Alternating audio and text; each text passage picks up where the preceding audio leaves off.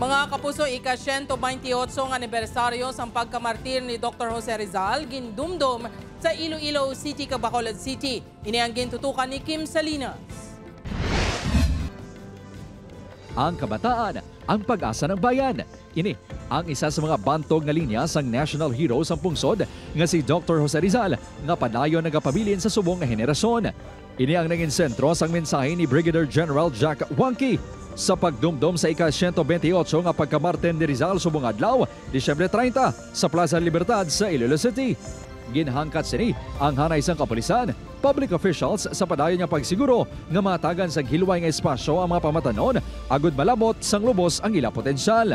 We carry on our shoulders the duty and responsibility to ensure that the youth would fulfill their mission as the fair hope of our motherland. Nagapati sa gihapon ang post-war veteran nga si Lolo Roger nga ang kabataan ang paglaom sang pungsod. Mostly aton nga bataan, nagapati ko yung mga sunog ng sila gihapon sa aton advices.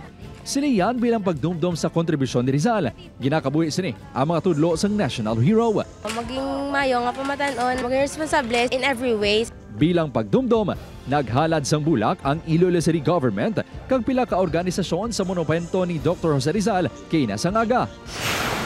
Sa Bacolod City, isa naman ka seremonya ang ginhiwat sa atubang sang monumento ni Rizal sa Rizal Elementary School.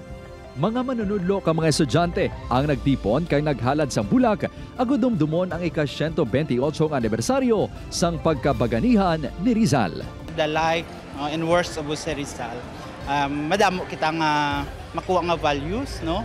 Upod Jeromel Porquia, Kim Salinas, One Western Visayas.